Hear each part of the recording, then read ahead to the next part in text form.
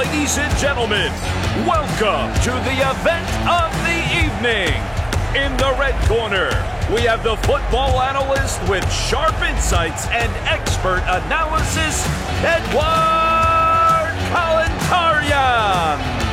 And in the blue corner, please welcome the brilliant and passionate football expert, Armen Karamyan.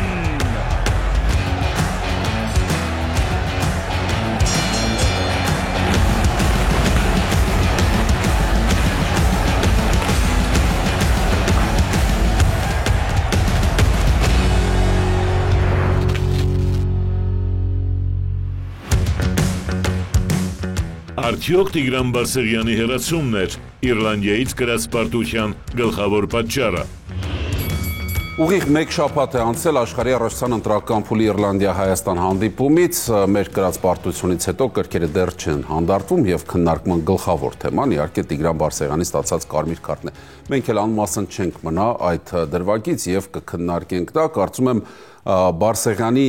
հեռացումը ֆուտբոլում հաճախ հանդիպող երևույթ է, այսինքն ոչ թե Տիգրան Բարսեղյանի ֆուտբոլիստի հեռացումը, բայց այս պարագայում այդ հեռացումը ուղիղ ազդեցություն ունեցավ Հայաստանի հավաքականի թե մարտավարության, թե վերջնական ցուցադրած վերջնական արդյունքի վրա, որովհետև առաջին խաղակեսում ակնհայտ էր Եղիշե Մելիքյանի ցուցումը թիմը պետք է պաշտպանվեր, բայց չթողներ, իսկ երկրորդ խաղակեսում Լուկաս Սելարյանի դաշտ դուրս գալով մենք պետք է ավելի ակտիվ գործեինք հարձակման գծում, բայց կարմիր քարտը խառնեց բոլոր խաղաքարտերը եւ կարծում եմ, որ սա գլխավոր պատճառն էր մեր կրած պարտության։ Ողջույն Արմեն։ Ողջույն Էդվարդ։ Ես գուշակ չեմ, որպեսզի կարողանամ ասել, թե ինչ կլիներ, եթե Տիգրան Բարսեղյանը չհեռացվեր խաղադաշտից, բայց մի բան ակնհայտ է, որ Հունգարիայի հետ խաղում եւ Իռլանդիայի հետ խաղում ինչեւ Բարսեղյանի հեռացումը մեր հավաքականը սակավ գոլային հնարավորություններ էր ստեղծել։ 1-2 ակնհայտ գոլային հնարավորություն եւ մինչեւ այդ բանը չէր հաջողվել դառնալ գոլի հեղինակ։ Այո, Բարսեղյանի հեռացումը խառնեց խաղաքարտերը եւ արդեն դժվար էր մտածել հաղթանակի մասին, չնայած ավանդաբար մենք Դուբլինում լավ ենք խաղում, բայց ավանդաբար պարտվում ենք։ Միգուցե եկել էր պահը Դուբլինում միավոր վաստակելու եւ միգուցե մենք կարողանային գոնե ոչ ոքի խաղալ, եթե Բարսեղյանը չհեռացվեր, բայց այդ խաղում անհաջողության գլխավոր պատճառը Բարսեղյանի հեռացվելուց զատ նաեւ սակավ գոլային հնարավորություններն էին եւ մեր թիմը չէր կարողանում արժեվի գծում ստեղծել պահեր։ Ամբողջությամբ համաձայն եմ, որ գուշակել այստեղ հնարավոր չէ, պետք էլ չէ փորձել, իրականում ինչ կլիներ ոչ ոք չգիտի, ես համաձայն եմ, որ միգուցե 11 ֆուտբոլիստով խաղալիս էլ մենք չկարողանանք գոլ խփել, բայց ես վստահ եմ, որ մարտավարական տեսանկյունից ամեն ինչ խառնվեց, որովհետև Մելիքյանի կատարած փոփոխության ընդմիջմանը շատ ակնհայտ խոսում էր այն մասին, որ մենք երկրորդ խաղակեսում պետք է ավելի ակտիվ լինենք արժեվի գծում։ Քանի պահ կստեղծեինք, քանիսը կօգտագործեինք, իհարկե չգիտենք, բայց այն, որ Բարսեղյանը իր արարքով մարզչի մտահղացումը 0-ի հավասարեցրեց, ես վստահ եմ, որ դա փաստ է։ Դե մտահղացումը 0-ի հավասարեցնելու տեսանկյունից, այո, համաձայն եմ, բայց Լուկասի այս պահին մարզավիճակը եթե վերցնենք, շատ դժվար կլիներ այդ խաղում գոլի համար պայքարել, նորից եմ ասում, այստեղ պետք է փորձենք ինչ-որ գուշակություններ անել, ինչ կլիներ, բայց ամեն դեպքում Լուկասը ցույց տվեց, թե Հունգարիայի հետ խաղում եւ թե Իռլանդիայի հետ խաղում, որ այս պահին լավ մարզավիճակում չէ, նորից գալիս ենք այն հին ժամանակները, երբ Լուկասը գալիս էր Արգենտինայից կամ Միացյալ Նահանգներից ու չէր հասցնում վերականգնվել, թարմանալ եւ խաղալ իր ֆուտբոլի։ Սաուդյան Արաբիայից երբ գալիս էր, նա շատ արդյունավետ էր։ Այս Լուկասի հետ այդ հարցը ամեն դեպքում կա, ճիշտ է համաձայն եմ, որ սա մտահղացում էր, պահել Լուկասին, հետո մտցնել թարմ, փորձել ճնշել, բայց նորից եմ ասում, մենք մրցակցի Տուգանային հրապարակում, երբ փպումները նայում են գնդակին, շատ ցածր ցուցանիշ է եւ այնպես չէ, որ Իռլանդիան հոգնել էր կամ հոգնում էր եւ մենք կարող էինք մրցակցի հոգնած ֆոնին Իռլանդիայի հոգնելու կարիքը այստեղ երևի չկար, որովհետեւ առաջին խաղակեսում էլ իռլանդացիները թույլ էին տալիս մեզ խաղալ, առանձնապես հետաքրքիր ֆուտբոլ չէին խաղում, շատ չէին խոչընդոտում, ուղղակի Հայաստանի հավաքականը ինքն էր հրաժարվել գրողներից ըստ էության եւ պահել էր այդ ամենը երկրորդ խաղակեսում էր երբեմն գնդակ պահել, գրող կազմակերպել դիրքային մեկ պաշտպանությունում մենք ուղղակի ես կասեի անթերի ֆուտբոլ խաղացինք առաջին խաղակեսում, գրեթե ոչինչ չտվեցինք մրցակցին։ Ինչ կլիներ հետո իհարկե ոչ ոք չգիտի, հիմա երևույթի մասին խոսենք, Տիգրան Բարսեղյանը շարքային ֆուտբոլիստ չէ։ Հայաստանի ավագականում առավել եւս նա թիմի ավագն է եւ չես կարծում, որ ավագը իր պահվածքով պետք է օրինակ լինի մյուս ֆուտբոլիստների համար։ Իհարկե պետք է օրինակ լինի։ Ես հասկանում եմ կա սադրանք։ Հասկանում եմ, որ ամենայն հավանականությամբ անձնական բնույթի վիրավորանք է եղել իռլանդացի ֆուտբոլիստի։ Դե ասված է, որ անձնական բնույթի վիրավորանք։ Մինչև այդ էլ նա հարվածեց Բարսեղյանին եւ դրանից հետո վիրակապով էր խաղում, բայց արդյոք Բարսեղյանը բավականաչափ չէ համաշխարհային ֆուտբոլում, որպեսզի նման իրավիճակներում գիտակցի ինչպես է պետք վարվել։ Իսկ կա մի հակադարձեմ հարցով, եթե թույլ կտաս։ Զիդանի օրինակ բերես։ Ինչպես։ Զիդանի օրինակ բերես։ Կա ինչ որ վիրավորանք լավ էսպես ասեմ, որ Բարսեղյանը պարտավոր էր կուլ չտալ եւ ճիշտ կվարվեր այդպես հարվածելով։ Հիմա մենք արի հասկանանք, մենք խոսում ենք ֆուտբոլի մասին, հավաքականի կազմում պաշտոնական խաղի մասին, թե խոսում ենք փողոցային հարաբերությունների մասին։ Ես շատ կարծիքներ եմ լսել, այսքան ժամանակ ոչ մի հրապարակային ինչ-որ բան էլ չեմ ասել, բայց ինձ հետաքրքիր էր մարդկանց կարծիքները, գրեթե մեծ մասը ամբողջ մարդկության, այսպես ֆուտբոլային մարդկության 99%-ը մեղադրում է Բարսեղյանին, բայց ես չեմ ուզում մոռանալ եւ հորդորում եմ չմոռանալ, որ Բարսեղյանն էլ է մարդ, ես չգիտեմ անկեղծ ասած ինչ վիրավորանք եղել եւ կարող է այդ պահին տրվել էմոցիաներին։ Լավ չէ, սխալ է։ Բարսեղյանը թրծված է ֆուտբոլի։ Ես կհասկանայի, եթե Բարսեղյանը գնար եւ ակնհայտորեն հարված էր այնպես, որ ցավ պատճառեր մրցակցին, բայց նա շատ թեթև հպվեց։ Դա չստացվեց հարված, այսպես ասած։ Եթե հարվածել լավ, գոնե այսպես լավ կհասկանանք, որ ուղղակի հույզերը տեղի տվեցին եւ նա չդիմացավ, բայց այդ թեթև հպումը կարող էր եւ չլինել, եթե պատրաստ էր թեթև հպվել, ուրեմն կարող էր եւ չհպվել։ Այստեղ ես եթե այդ հարցը պատրաստ եմ քննարկել, ճիշտ էր թե չէ, մի բանի հետ համաձայն չեմ, որ Բարսեղյանը այդ դրվագից հետո ոչ մի տեղ չի խոսել եւ չեմ ասում ներողություն խնդրել, դա դեռ երկրորդ հարցն է, բայց պետք է խոսեր, ինչ որ բան պետք է ասել, որովհետեւ նա տեսնում էր, որ իր վրա մեծ ալիք կա, իրականում երևի թե իր տեսակն է այդպեսին, նա ինչ ուզում են թող խոսեն, որ ես այդպես եմ հասկանում, եթե հարգանք չկա, հա, դա վատ է, բայց պետք է ինչ որ կերպ արձագանքեր նա նաեւ երկրորդ հարցին անդրադառնալով ներողություն խնդրել, որովհետեւ ինչ որ հույսի լույս կար եւ դա բացատրեր իր հանրությանը, որովհետեւ ամբողջ հանրությունը հիմա մտածում է, որ Տիգրան Բարսեղյանի հեռացման պատճառով Հայաստանի հավաքականը պարտվեց Իռլանդիայի հավաքականը։ Իհարկե, եթե ավելի խորը վերլուծություն ես ամ շատ բան կարելի է գտնել, որ պատճառները շատ էին, բայց ասում են, որ խաղից հետո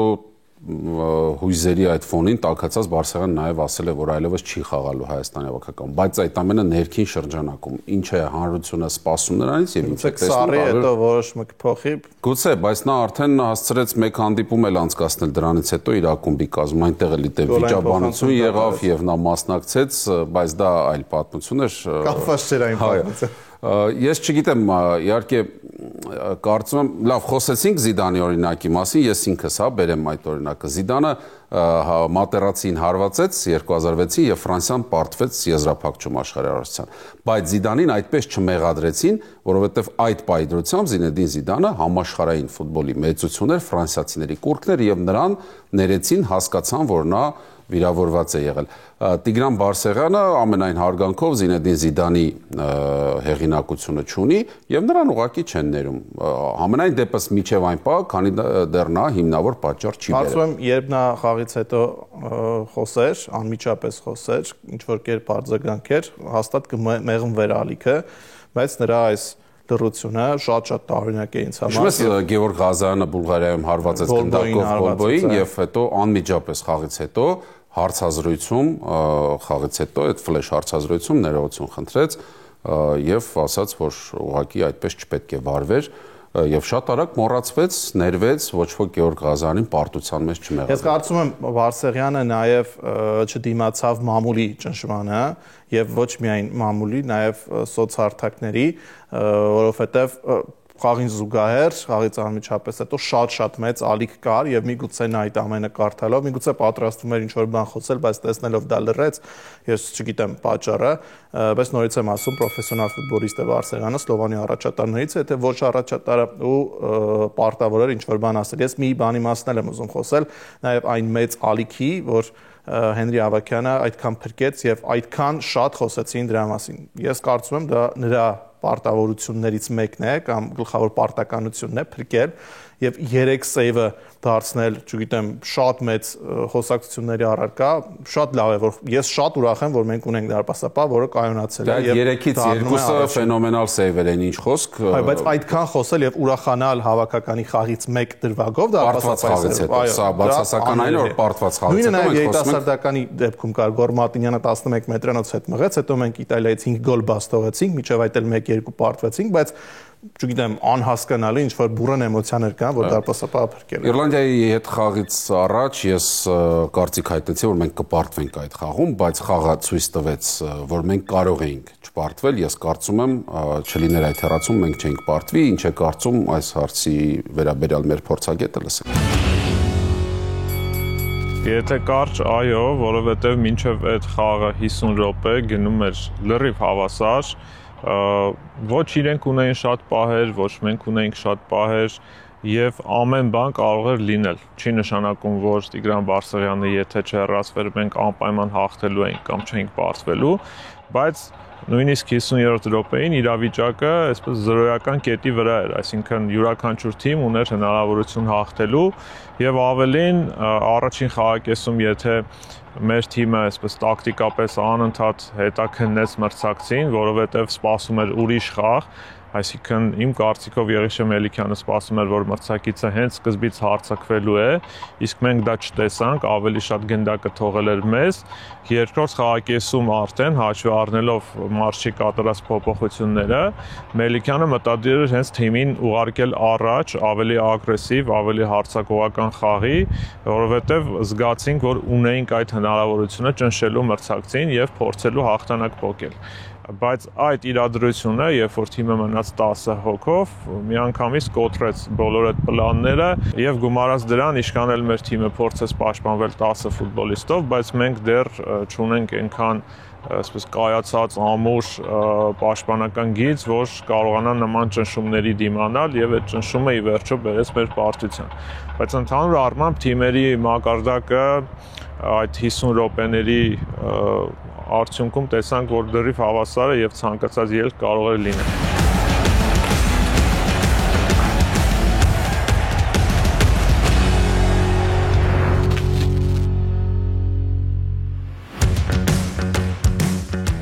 Ինչու Նոան Պրեմիեր լիգայում չի կարողանում հաղթել քարյակի թիմերին եւ արդյոք դա կազդի կոնֆերենցիաների լիգայի երկրորդ տուրի հանդիպման ելքի վրա։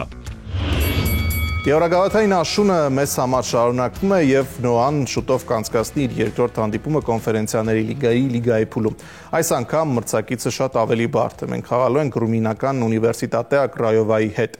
Խնդիրներ կան Հայաստանի առաջնությունում, ես շարունակում եմ պնդել, որ Պերկովիչ-Նոա այզույգը այնքան էլ համակցված չէ, խնդիրներ կան ֆուտբոլիստ մարզի չարաբերություններում, դրա մասին խոսեց Պերկովիչը Ուրարտուի հետ խաղից հետո, բայց Եվրագավաթներում Նոան ցույց է տալիս, որ կարողանում է հավաքվել եւ այլ որակի ֆուտբոլ ցուցադրել։ Ես կարծում եմ, որ կարելի է դրական արդյունքի հասնել նաեւ Ռումինիայում, չնայած թիմը ունի նաեւ կադրային խնդիրներ եւ սա այն մրցակիցն է, որի հետ Նոան կարող է պայքարել եւ արդյունքի հասնել։ Կոնֆերենցիաների լիգայի խաղարկությունում Նոայի դրական արդյունքը պետք է հասկանալ որն է։ Ռումինիայում ոչ ոքին կարծում եմ կլինի դրական արդյունք, բայց դրան հասնել դեռ պետք է։ Իսկ Նոան Հայաստանի Պրեմիեր լիգայում անցկացրած իր հանդիպումները ցույց է տալիս, որ դա շատ բարդ է լինելու։ Առաջատար քարյակի ներկայացուցիչների հետ խաղերում ոչ մի հաղթանակ Պրեմիեր լիգայում եւ սա ավելի է բարդացնում Նոայի խնդիրը։ Մնում է իմ կարծիքին, որ հարձակման գծում լրջագույն խնդիրներ ունի Սանդրո Պերկովիչի գլխավորած թիմը եւ շատ դժվարությամբ է գոլեր խփում։ Մրցաշրջանի մեկնարկում Նարդին Մուլլահուսեյնովիչը արդյունավետություն է դրսևորում եւ նրա մի քանի գոլերը ապահովում են առայժմ այն ինչի համար Նոան պայքարում է մրցաշրջանի մեկնարկում, բայց այդպես երկար շարունակվել չի կարող, մյուս ֆուտբոլիստները եւս պետք է միանան այս գործին եւ Նոան պետք է ավելի շատ պահեր ստեղծի ու ավելի շատ գոլեր խփի։ Այլապես շատ դժվար կլինի երկու ճակատով պայքարել, առավել եւս որ տեսնում ենք, որ նախորդ մրցաշրջանի պես Նոան մեծ առավելություն ունի նաեւ ներքին ասպարեզում։ Վերջին մասից սկսենք, իսկ որն է ըստ քեզ գլխավոր պատճառը, որ Նոան մեծ առավելություն ունի ներքին ասպարեզում, մրցակիցներն են ուժեղացել, թե Նոան թուլացել է։ Նոան ինքն է իր համար այդ խնդիրները ստեղծում։ Արարատ Արմենյան ոչ ավելի ուժեղ է, քան նախորդ մրցաշրջանում, Փյունիկը ոչ ավելի ուժեղ է։ Ամենայն դեպս ցույց տված խաղով։ Ես չգիտեմ, այո, կարողանում է Արարատ Արմենյան բալանսավորված ֆուտբոլ խաղալ եւ պաշտպանությունում բավականին հուսալի է, բայց մենք տեսնում ենք, որ անգամ Գանձասարին շատ մեծ դժվարությամբ է հաղթում։ Գանձասարը վերջին շրջանում գրեթե բոլորին է պայքարել։ Դե հիմա այդպես եթե խոսենք, ուրեմն դու կարծում ես, որ մյուսներն են ուժեղացել, բայց ես կարծում եմ Նոան ինքն է իր համար խնդիրներ ստեղծում, որովհետև շատ քիչ է գոլեր խփում, շատ քիչ գոլային պայեր է ստեղծում, թեև ամենաարդյունավետներից մեկն է Պրեմիեր լիգայում, բայց 1-2 խաղում շատ գոլ խփելու շնորհիվ է դա։ Իսկ առաջատար քարյակի ներկայացուցիչների հետ Ուրարտուի, Ալաշկերտի եւ Արարատ Արմենիայի հետ խաղերում որևէ հաղթանակ դեռ չի տարել Նոան եւ սա լուրջ խնդիր է։ Սա լուրջ խնդիր է։ Խաղում գոլ չի խփում Ուրարտուի հետ։ Այո, Ուրարտուին նույնիսկ գոլ խփել չի կարողանում, իսկ գնալ այսպես Ռումինիա եւ խաղալ հաղթանակի համար շատ բարդ կլինի։ Իդեպ Նոան չեմ էլ կարծում, որ գնալու է այնտեղ մեծ ուժերով գրոհելու, նորից կարծում եմ մեծ ուժերով պաշտպանվելու է եւ Սանդրո Պերկովիչի մտահղացում որպես կանոն այդպեսին է, բաց չթողնել, եթե կստացվի 1 գոլ խփել, առաջին տուրում էլ այդպես եղավ, իսկ եթե չի ստացվում այդ գոլը խփել, հանկարծ եթե բաց է թողնում նրան, այստեղ արդեն խնդիրները սկսվում։ Համաձայն չեմ, որ սա այն մրցակիցն է, որի հետ պետք է մեծ ուժերով պաշտպանվել, եւ դա այն պարագայում, երբ Նոան ունի ստեղծագործ ֆուտբոլիստներ եւ կարող է գնդակով ֆուտբոլ խաղալ։ Ես ասացի էլ, որ այդպես պետք է անել, ես ասում եմ, Նոան այդպես կանի։ Դե ես ասում եմ, այդպես չի անի, ըստիս, ոչ թե պետք է անի կամ չպետք է անի։ Գրեգորիուի վնասվածքից հետո այդ գոլ խփելու խնդիրը կա, չնայած նոր մարզչական շտաբի Գրեգորիուի վնասվածքը Պինսոնի հետ անձնական խնդիրներն չի խաղում, Մատեուս Այասի սարսափելի վատ մարզավիճակը, այս ֆուտբոլիստները եղանակ էին ստեղծում 1 տարի առաջ։ Իմրան Ուլադոմարը շատ լավ մարզավիճակում էր, բայց վնասված։ Ոչ, այո։ Յակոլիշը կարծես մարզավիճակ էր հավաքում, բայց Ուրարտուի հետ խաղում վնասված ստացավ, միգուցե այնտեղ ռիսկի չդիմեցին եւ որոշեցին փոխարինել պահելով Եվրոգավաթային խաղի համար։ Ամեն դեպքում ունի Նոան լավ կազմ եւ ցույց տվեց Եվրոգավաթային առաջին խաղը լիգայի փուլի, որ Նոան կարողանում է թեկուզ վատ խաղերից հետո առաջնությունում հավաքվել եւ լավ ֆուտբոլ խաղալ։ Բայց սցենարը հիշում ես այդ հանդիպան, նորից սկզբում գոլ խփեցին։ Խաղի սկզբում գոլ, որը հաջողության մեծ տարուն էր, այդ գոլը եղավ եւ պահեց Նոան։ Դե բայց այնպես չէ, որ մրցակիցը շատ ճնշել էր եւ գոլային պահեր էր ստեղծում, մենք փրկվում էինք։ Լավ էինք պաշտպանվում, 1-0 լավ էր եւ եթե ստացվեր հակագրով։ Իսկ ինչպես կվարվի Ռումինիայի առաջացան առաջատարներից մեկը, ունիվերսիտետյան երրորդն է իր առաջնությունում, բավականին լավ ընթացքի մեջ է եւ ինչպես նշեցիր որակավորման փուլում լուրջ մրցակիցների հաղթարեց, նրանք տանը խաղան ավելի մեծ ճնշումով նախաձեռնությամբ եւ Նոան այդ դեպքում ստիպված կլինի, կարծում եմ, հնարավոր է նման սցենար, չեմ բացառում, բայց չեմ հավատում, որ շատ մեծ ուժերով Նոան հասնի պաշտպանության ռումինական թիմերի հետ մենք խաղալու փորձ ունենք վերջին տարիներին եւ շատ հաճախ չէ, բայց բախտը երբեմն մեզ ժպտացել է, կարող ենք Փյունիկ լուրջ դիմակայությունն էլ հիշել, այնտեղ իհարկե 2 անգամ հրաշքով կարողացանք հավասարեցնել հաշիվը, հետո հաղթել, այս Նոան կարծում եմ ավելի լավ ներուժ ունի եւ ունեմ վստահություն, որ դրական արդյունք կլինի։ Դե հիմա նորից ո՞րն է դրական արդյունքը։ Դե միանշանակ ոչ ոքին դրական արդյունք։ Ես եւս կարծում եմ, որ ոչ ոքին ամենևին վատ արդյունք չի լինի, որովհետեւ բավականին հավասար մրցակիցներ ունի Նոան եւ որոշ խաղերում այսպես ինչպես առաջին տուրում եղավ, եթե մենք կարողանանք կարճել 3 միավորից, իսկ մրցակցի արկի տակ 1 միավոր վաստակենք, կարելի է մտածել նաեւ փլեյ-օֆ դուրս գալու մասին։ Այնտեղ Դինամո Կիև եւ Լեգիա կա, նրանց հետ ամենածանրն է լինելու, դա չի քննարկվում կարծում եմ։ Դինամո Կիևի հետ դրսում, Լեգիայի հետ տանը Դե Աբերդինը եթե չնցամ դրսում ենք խաղալու Աբերդինի հետ, դա էլ բավականին բարդ փորձություն է լինել։ Մոտավորապես ես կհամեմատեի Հայաստանի հավաքականի դիմակայությունը Իռլանդիայի հետ, հա, բրիտանական այդ ֆուտբոլին որքան նոան պատրաստենք, կարծում եմ կարող է եթե իր ֆուտբոլը խաղալ, այնտեղ ավելի հետաքրքիր արդյունք ունենալ։ Բայց այո, Լեգիան եւ Կիևի Դինամոն ամենաուժը։ Ուղղակի մենք մինչև հիմա չենք հասկացել որն է իր ֆուտբոլ ասվածը։ Այս շատ լավ բերեցիր թեման դրան, ես սրա մասին ուզում եի խոսել։ Ռուի Մոտայի նոա հասկացություն մենք ստացանք, այսինքն գիտեինք այս մարզչի նոան որն է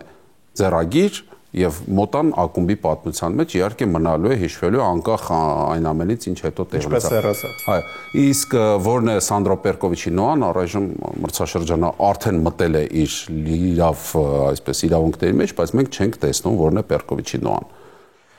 Լրիվ համաձայն եմ, բայց տպավորություն կա, որ նոայում նրան շատ են վստահում։ Իրականում եթե մարզիչը մնում է պետք է վստահել, այդտեղ երկրորդ կարծիք լինել չի կարող, բայց չեմ հասկանում թե ինչու անք։ Դե ասեմ ինչու, որովհետև մարզչի աշխատանքը առաջին հերթին գնահատվում է արդյունքով։ Ոչ Պրեմիեր լիգայում է շատ բան ձախողել նոան, ոչ էլ Եվրագավաթում։ Շատ բան չի ձախողել Պրեմիեր լիգայում, բայց շատ միավորներ է կորցնում։ Շատ միավորներ է կորցնում, հաղթանակները ծանր են, դժվարությամբ են տրվում։ Վերջի րոպեներին խփվող գոլերով ես չեմ կարծում, որ ակումբի ղեկավարությունը կարող է գոհ լինել ուղղակի արդյունքից կամ արդյունքով։ Պետք է խաղի որակ լինի եւ այդ որակը սա էլ ռիսկ է լիգայի փուլում կոնֆերենցիան լիգայի մեկնարկում փոխել մարզչին ինչ կլինի, դա կարող է ուղիղ ազդեցություն ունենալ։ Կարծում եմ ամեն դեպքում դրական արդյունքի հասնել Ռումինիայում շատ բարդ է լինելու։ Լսենք։ Նոր մարզչի գլխավորությամբ նոայի ամենավառ հատկանիշներից մեկը հենց մոտիվացիայի եւ կենտրոնացման անկայունությունն է, այսինքն մենք տեսել ենք խաղեր, երբ որ նրանք շատ լավ են խաղում, շատ մոտիվացված առաջ են ընթանում, ինչպես օրինակ Օլիմպիայի դեմ խաղերը, որոնք վճռորոշ էին հենց Եվրագավաթների ուղեգիր նվաճելու հարցում, բայց եւ տեսել ենք խաղեր նույնիսկ Եվրագավաթներում, երբ թիմը ակնհայտորեն չի կարողացել հավաքվել, կենտրոնանալ եւ գնալ հաղթանակի հետևից ու այդ պատկերը հիմա շարունակվում է երևալ նաեւ Հայաստանի առաջնությունում, երբ որ թիմը շատ մրցակիցների դեմ ուղղակի իր մակարդակի խաղ ցույց չի տալիս։ Նախկինում նախորդ մրցաշրջանում դա այդքան էլ ակնհայտ չէր, հիմա շատ վառ է երևում եւ սա մի բան է, որի ուղղությամբ պետք է աշխատի թե մարզիչը, թե թիմի ղեկավարությունը, ինչպես անել, որ նրանք ամեն խաղի ուզենան լիարժեք նվիրվել եւ պայքարել, սա մի հարց է, որ վաղ թե ուշ թիմի առաջ կանգնելու է։ Այո, Եվրագավաթներում դա քիչ է երևալու։ Կարծում եմ, որ այդ խնդիրը Եվրագավաթներում միգուցե ավելի քիչ դրսևորվի, բայց դա այնպիսի խնդիր է, որ ընդհանուր թիմի ամրությանն է վերաբերվում ու վաղ թե ուշ դա ազդելու է նաև Եվրագավաթներում ելույթների վրա։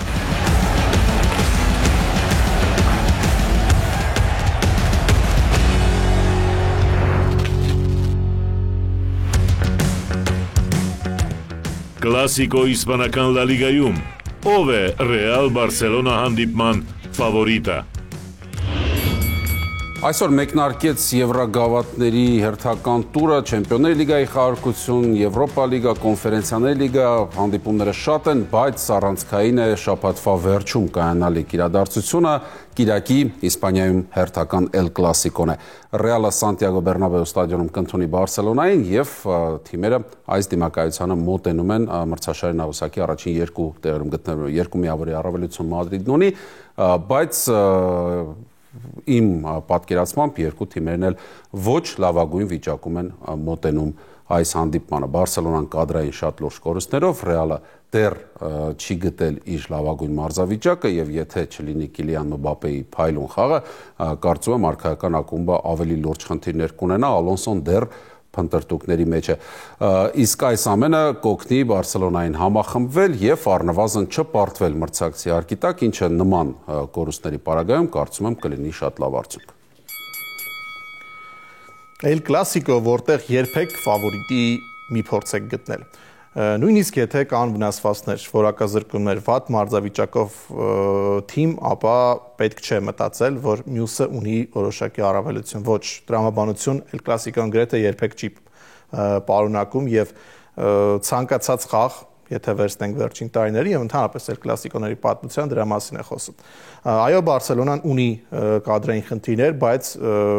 Ռեալը նույնպես ունի եւ մասնավորապես պաշտպանությունում խնդիրներ կան։ Խաղի որակի մասին շատ չեմ ուզում խոսել, քիչ անց ավելի մանրամասն խոսենք, բայց Ռեալի մոտ համեմատաբար ավելի կայուն է այդ վիճակը, ի տարբերություն Բարսելոնայի։ Բարսելոնան երկու անընդմեջ պարտություն կրեց,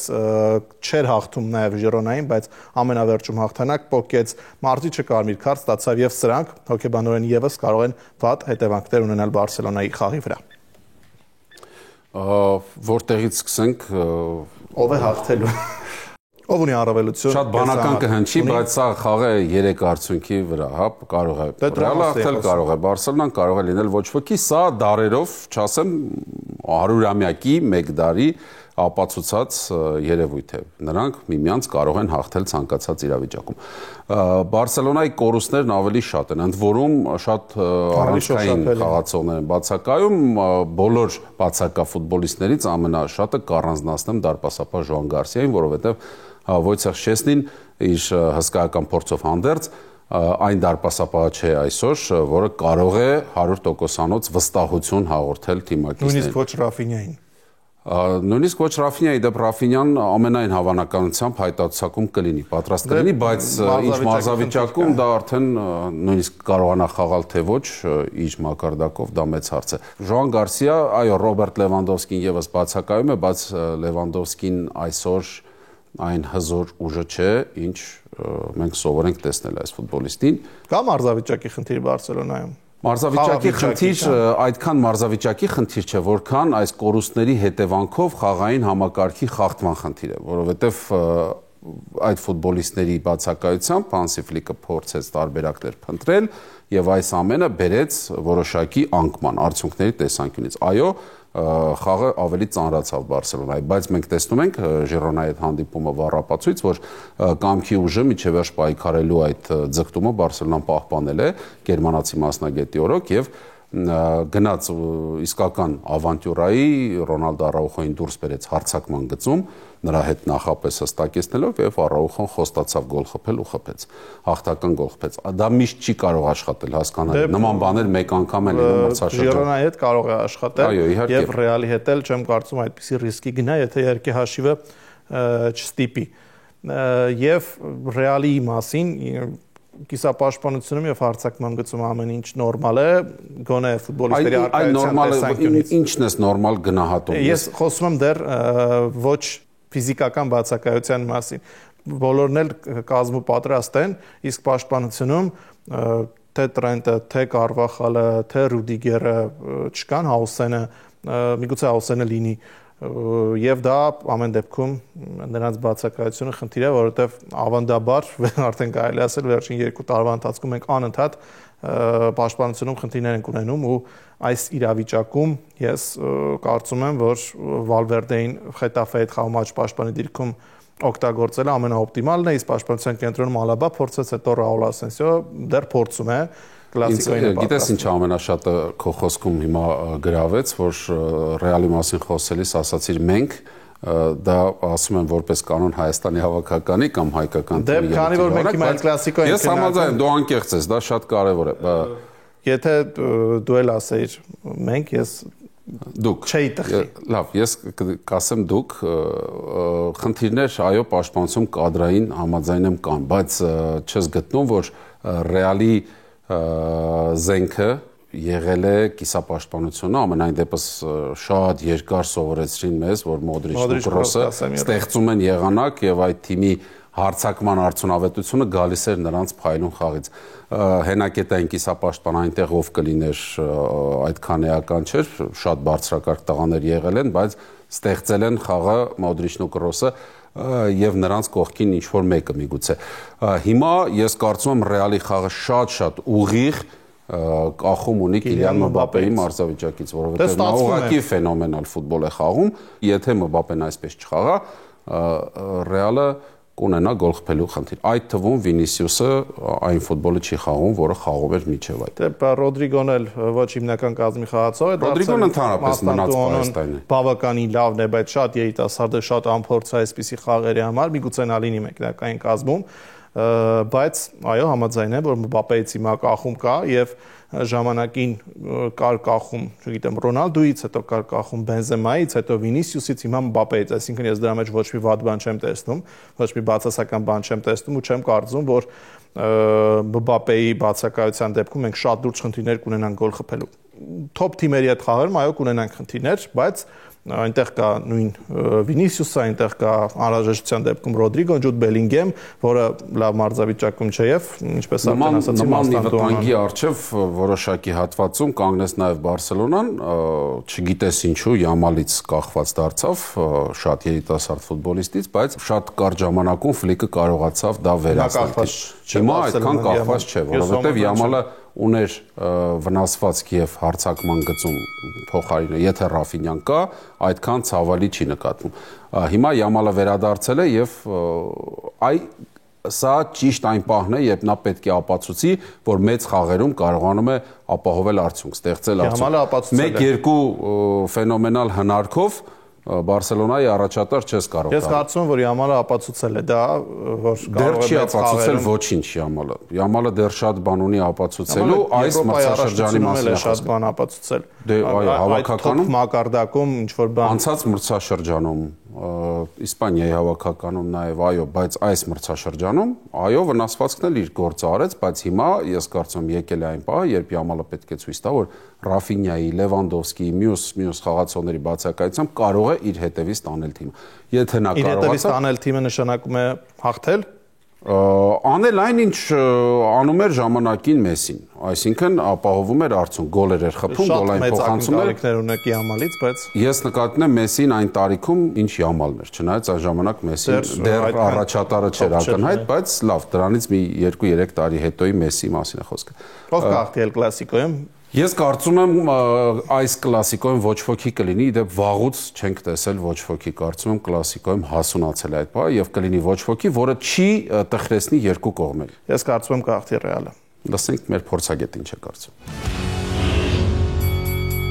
Իմ կարծիքով այս El Clasico-ում ֆավորիտը մնում է Բարսելոնան, հաշվի առնելով թե միմյանց միջև դիմակայություններում վերջին տարվա վիճակագրությունը, երբ որ ակնհայտ ուժեղ կողմ կար, եւ հաշվի առնելով նաեւ այն խաղը, որ դեռ անցած տարվանից մենք տեսնում ենք Բարսելոնայի կատարմամբ, հիմա այս թիմը Եվրոպայի ամենահամակրելի թիմերից մեկն է եւ չնայած տարբեր խաղերում իրենք դեռ կայունության փնտրտուքի մեջ են, ոչ միշտ է հաջողվում հասնել ցանկալի արդյունքի կամ դա լինում է շատ մեծ ջանքերի գնով ու գումարած դրան խնդիրներ կան Բարսելոնայում նաև կադրային, բայց սա հենց այն խաղն է, երբ նրանք կարող են գտնել իրենց այդ ամենալավ որակները, բռնել այդ խաղի հոսանքը եւ հաճույք ստանալով խաղից միաժամանակ նաև փորձեն հասնել արդյունքի, այնպես որ առավելությունը տալիս եմ Բարսելոնային, իհարկե հեշտ խաղ չի լինելու եւ ամեն ինչ էլ հնարավոր է։